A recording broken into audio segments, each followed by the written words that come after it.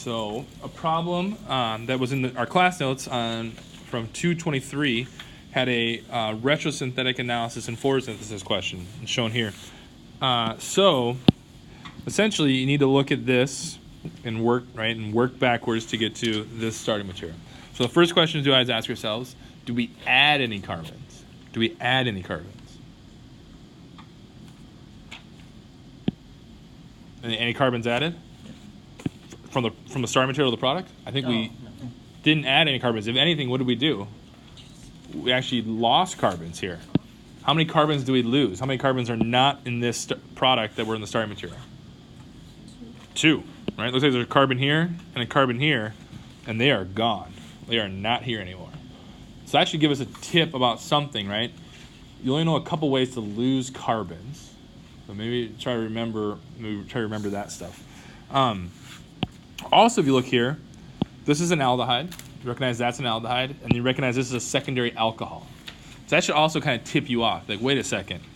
An aldehyde in the presence of a secondary alcohol is unique because, right, usually aldehydes are more reactive than what did this secondary alcohol come from? You only know a couple ways to make secondary alcohols. What does a secondary alcohol come from? What starting material would you use to make a ketone? That's right. This comes from a ketone. But how could I get a ketone to react in the presence of an aldehyde? That should also be a clue.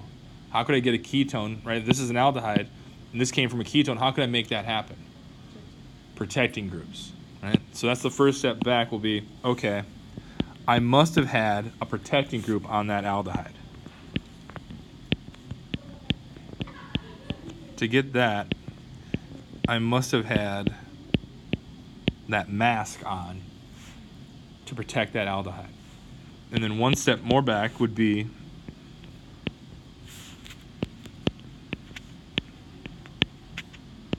this with the mask on.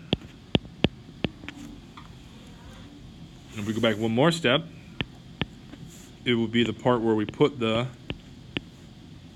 mask on in the first place. So now we have these 2 carbonyls, a ketone and an aldehyde. Now, how do we get those? What are the ways to get ketones and aldehydes? And remember, we've lost carbons. Remember, we talked about this. We lost carbons. Where would they come from? How can you make carbonyls? What's one of the ways to make carbonyls from this unit? So there's multiple ways we could do this. We do have to do one thing first. So you could say, I would guess this could come from, you got to be careful actually here. I'm thinking ozonolysis. That this would have came from this and this. Right? And now this could have came from that.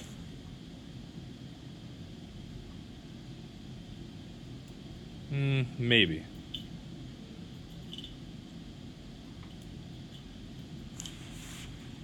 Right. So what reagents do we need going forward then? How do we take an alkyne and make it an alkene? Stop it at alkene. What could we use? H2, but it can't be platinum on carbon because if it was platinum on carbon, that would reduce this, and it would reduce them both all the way to alkanes. How do we stop at alkene? H2 platinum on carbon. What was that reagent? What catalyst was that? Lindlar's, right? Lindlar's catalyst. Right? Lindlar's catalyst stops at the alkene. Right? And that wouldn't affect this, so it's going to stay at the alkene. We have alkenes. We can turn those into carbonyls by adding O3, ozone. Now, if we want to put the mask on, we need H+, it's a catalyst, and we need that alcohol. So what's that alcohol look like? Like that. Now that the aldehyde is masked, it's not going to react. What do we need to do to reduce that ketone? What reagents could we use? There's actually two reagents we could use. If you use lithium aluminum hydride, that would actually save you a step, right? So there's two ways. Let's do. If I did the lithium aluminum hydride, that'd be the blue line. That'll actually get you all the way to the final thing, because step 1 for lithium aluminum hydride is 4. And then step 2 is H+, right? And H+ is going to take off the mask. So you could so lithium aluminum hydride gets it all done in one step, reduces this, and then during the workup it breaks this down back to the aldehyde. Or we could do it by stepwise. We could have NaBH4, and then we could add H+ and water here, and then need to be H+ water here as well. Take the mask off. All right, so this one does the reduction in one step, and then the next step you'd have to add H+ and water to right, because the water is going to take off the mask. Obviously, the water is in excess. Or you could do lithium aluminum hydride, which would also reduce this, which requires H+ and water, which will also take off the mask too. All right, so the key here was recognizing aldehyde and a ketone, and that means you knew you needed to use some sort of protecting group, that acetyl protecting group, the mask, to control which reacts first and which reacts when. So just talking about maybe some oxidation reduction type chemistry, and we'll talk about maybe going back and forth a little bit, but let's say you want to start with a aldehyde. Actually, let's take it back. Why not take it back one more step? Let's take it to the primary alcohol. How can I take a primary alcohol and turn that into a carboxylic acid? What are the methods I have to do that, and what kind of reactions are they? So what kind of process am I going to need to go from primary alcohol to carboxylic acid? What kind of reaction is that going to be? What kind of reaction do we call that?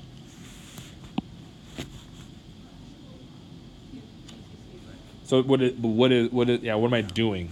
At the end of the day, what kind of reaction is this? So if we focus on this carbon, what happens to this carbon from the start material to the products? More oxygen bonds, so we call this, the carbon itself gets oxidized. It's an oxidation, right? We're going to need to do oxidations. Now, there's a couple ways you can do this. You can do this stepwise, or you can do it all at once. So we could take an extra step and make the aldehyde, or we could go right from primary alcohol to the carboxylic acid. What reagents would go from primary alcohol to carboxylic acid? Which ones would do that? Na2CO207. Yep, and so anything with chromium, CaMnO4 will do it. Right, or those two things, right? Those strong oxidizing agents, right? So was it K2CR207, right? Yeah. Right, look at all those oxygens, right? Super hot, strong oxidizing agents. What if we want to go from primary alcohol to aldehyde? What reagents will we use? There's two reagents. PCC is one, and then or the DMP. And the DMP, you know the mechanism for. Does Martin pyridine. That would stop at the aldehyde. Now, once you get to the aldehyde, how can you turn that into a carboxylic acid? There's a couple ways to do that too. All right, again, the same. Actually, you know what? The same ones. The chromium would work. There's actually three options, or the CaMnO4 would still work, right? Because on this process from primary alcohol to carboxylic acid, you make an aldehyde. It just keeps reacting. What else could I do? What's the third one? Or it's in your class notes. It's another oxidizing agent. Ag, that's silver. Ag2O, right? The silver oxide. It's a way of specifically taking aldehyde to a carboxylic acid, right? This one is specific to aldehyde. It won't work with alcohols, right? Specific to aldehyde.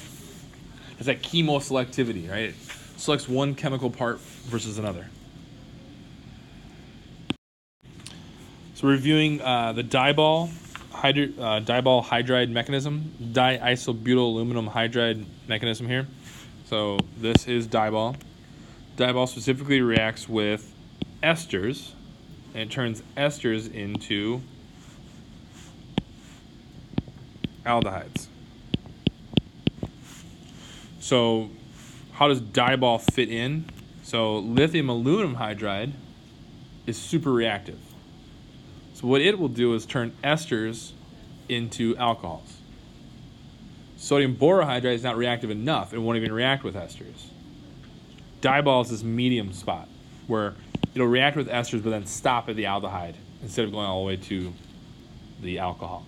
So what kind of process is this again? What kind of process would this be? If you look at that carbon versus this carbon, what's changed? You've less bonds of oxygen, you reduced it, you've added hydrogen. There's a reduction, right? So I told you about three, right? We know three types of ways to do this. Lithium aluminum hydride, super reactive, going to take this all the way to the alcohol. Sodium borohydride, not reactive enough, won't react at all. DIBAL is this middle spot where it's reactive enough to react with the ester, but then it'll stop before it goes too far. Good. So let's look at the mechanism here. The first step, I would think, is going to be actually a resonance structure, not even a reaction. Just thinking about the resonance form of an ester. So resonance arrow.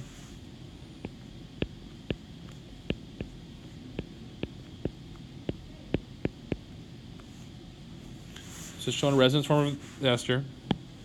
What's going to happen is this oxygen is going to react or interact or form a bond with aluminum, right? Because aluminum, does aluminum have a full octet right now? No, right?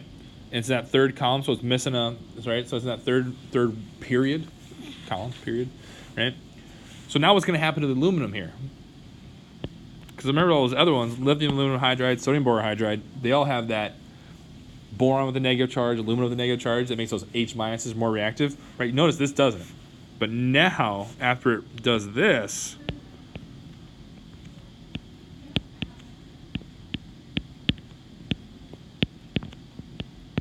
where's their minus charge? This is the plus charge. The minus charge is now on the aluminum, but where's the electron density really at? The oxygen and or the hydrogen or these carbons. But it's called diisobutyl aluminum hydride for a reason. So now there's two things, advantages that come here. We've made this reagent more reactive, right? And we've also made it so these molecules are combined, right? Now this is going to be an intramolecular reaction versus an inter between two molecules. So it's going to be much easier for this to react. So what's going to happen? There it goes. We do an addition. Those electrons go up.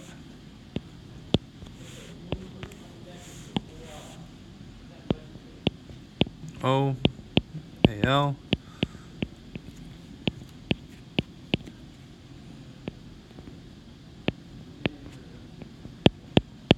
There's a new hydrogen there. Next step. Right now the next step will be we need to break this down. And the way we need to do that, we need to lose, where we know we're trying to get to the aldehyde, so we know we need to lose this piece. So that's going to happen. Essentially, the electrons between this oxygen aluminum bond are going to come down and kick out, right, the good leaving group. That's also going to give us, right, to balance our charge, it's an aluminum with a plus charge, but we also lost an O minus, and these two things are going to come together. And notice how now the aluminum hydride is done, right? How many aluminum hydrides? How many hydrides do we have on there? Just the one. Just the one. Also notice, can esters do resonance? Not like, or sorry, can aldehydes do resonance like esters? No. This resonance was the key to get this to be reactive. So the aldehyde's doesn't have this kind of resonance structure. So even if there was this left around, it's not going to react with this. So cyanohydrins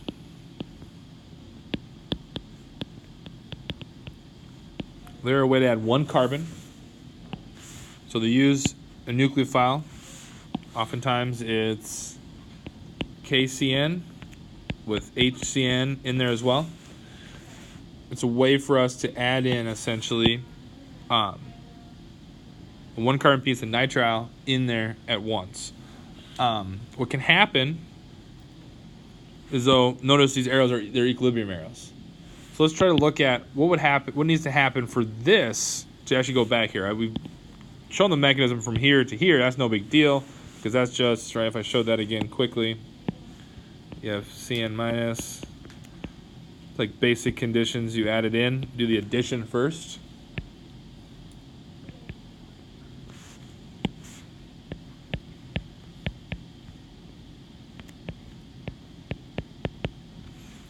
Do you have a good leaving group? It's the thing we just added, so we're not going to do that. And then the HCN, of course, we do an addition step, and then we do a protonation step, which recreates the nucleophile and starts over again. Right, that gets us to there. Now, what about the reverse? What would the reverse look like? So how do we do the reverse? Let's start with the cyanohydrin already made.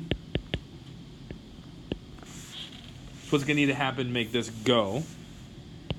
Again, interestingly enough, you'd use the same reagents. Right, so these are equilibrium reactions, right? You can influence equilibrium by adding more of something, right? So we add a bunch of HCN in there. What could happen? We could protonate. Maybe not. There's a couple things we could do. Let's have these electrons come down. And what are they going to do? They're going to kick out this, the CN minus, just like the opposite of what happened before. We kick it out. What do we have?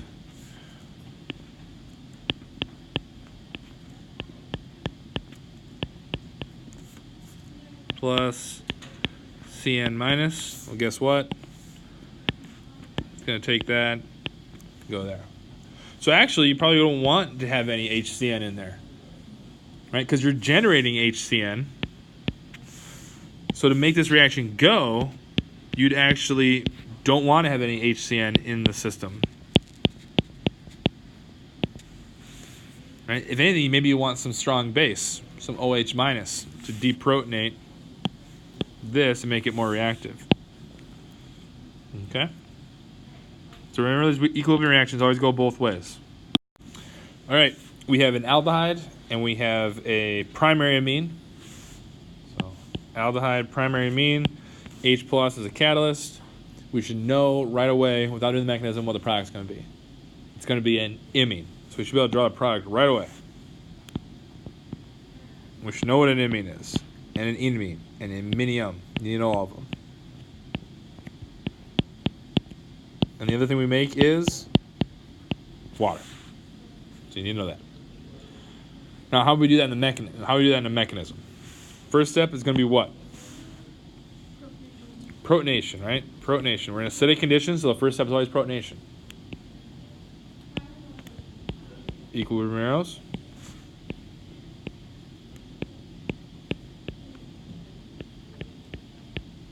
So we've done a protonation. That's made the carbon of the aldehyde more reactive. Next step is going to be addition.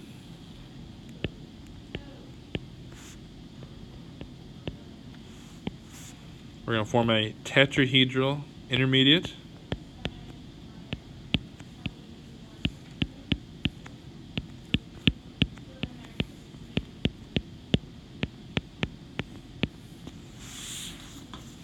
What am I missing? Plus charge where? Nitrogen. Balance your charges. Very good. Now we need to do, so what else we need to do here?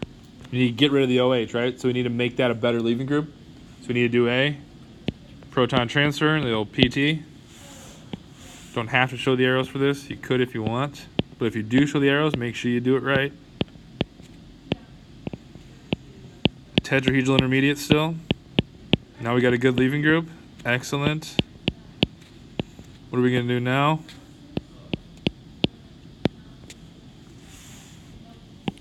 We could take the 2 electrons here and do an elimination.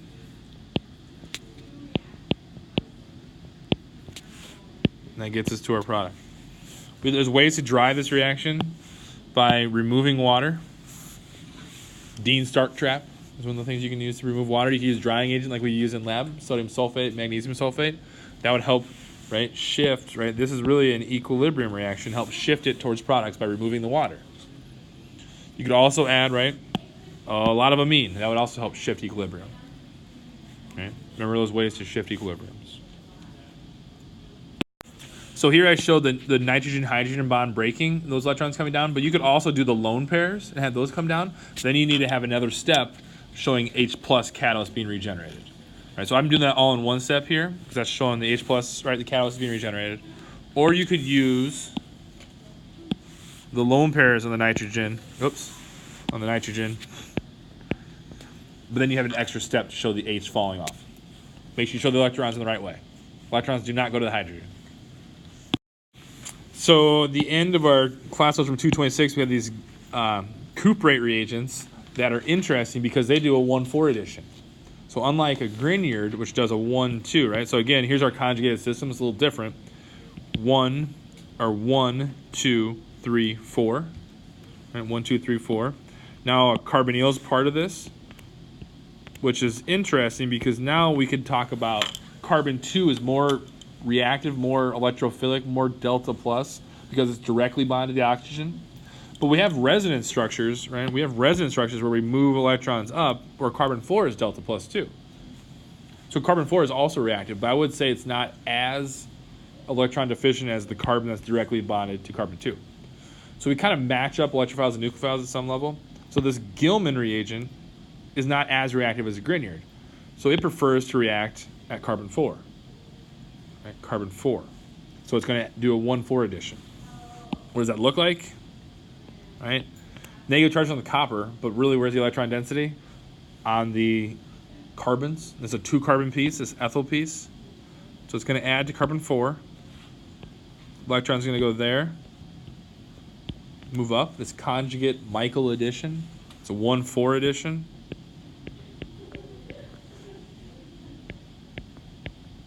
Biggest thing is to make sure we keep track of our carbons. New pi bond here. No minus.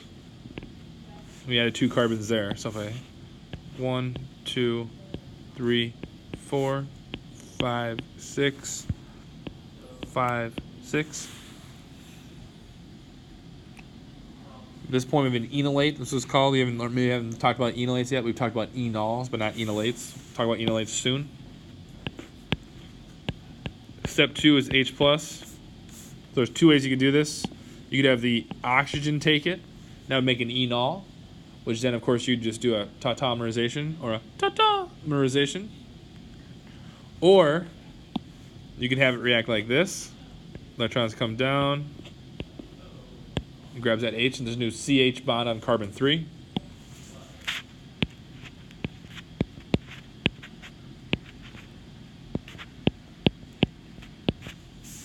And get this for our final product, the 1,4 addition product. So what happens to the copper? So the copper is just, now it's not charged anymore, right? And your lithium plus is balancing your charge.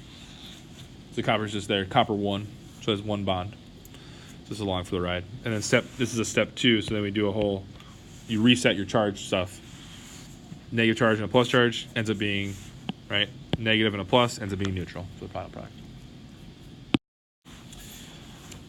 Vidiq reaction.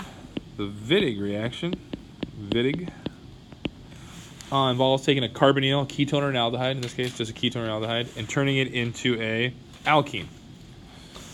The way it works, it uses phosphorus bound to a carbon. So again, we're just using things like created nucleophile. This is our electrophile. Phosphorus bound to a carbon. Phosphorus has a plus charge.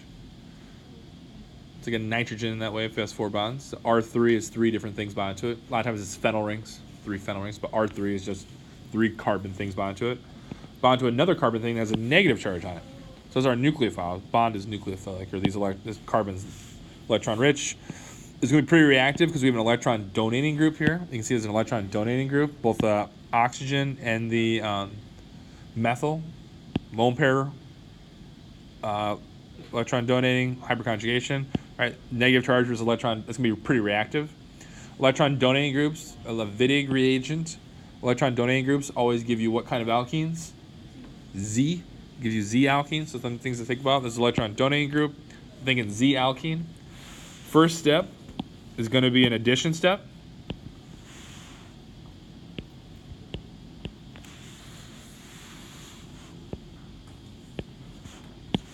We're going to make, at this point,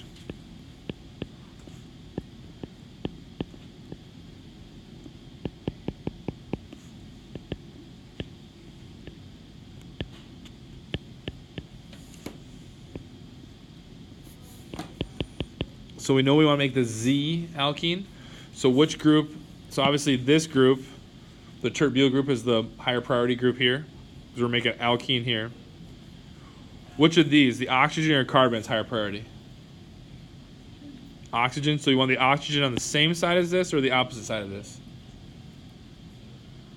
The same side, of course. So you draw it such that the oxygen is here. That'll be the methyl. So right, we want the Z same side, electron donating group, Z. So you want the two biggest groups, two highest priority groups on the same side.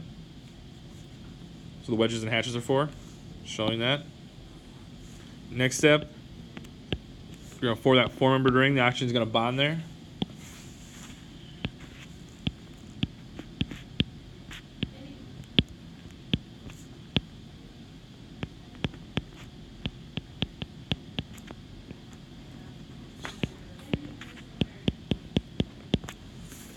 There you go. You got your four-membered ring. That's going to need to break down. We know. So like one of the hard things here is like, well, what arrows do I do? Remember, what are you trying to do? Right. You're going to break this oxygen needs to come off and ends up being bonded to phosphorus, and we need to form a pi bond, a sigma and a pi bond between this carbon and that carbon. So we already got the sigma bond. Now we need a pi bond here and a pi bond here. So it doesn't matter which way we go. Right, as long as we break the two bonds that we need to break. So it breaks down. We form two new pi bonds. We break two sigma bonds, make new pi bonds. And that gives us our product. And because, right, the wedges, wherever the wedge is on the same side always for the alkene. And we knew we wanted to make the Z alkene. And I think we have. We've also made triphenyl oxide if it's R3. Well, if it has triphenyl phosphine oxide if R's were phenols. So the oxygen is on the phosphorus. Two new pi bonds. A pi bond between the oxygen and phosphorus in this last step, and a pi bond between the two carbons. And it gets us the Z alkene. Electron donating groups get us the Z alkene. Electron withdrawing groups get us the E alkene. So whatever's on the Vidiq reagent, that's how we determine E or Z.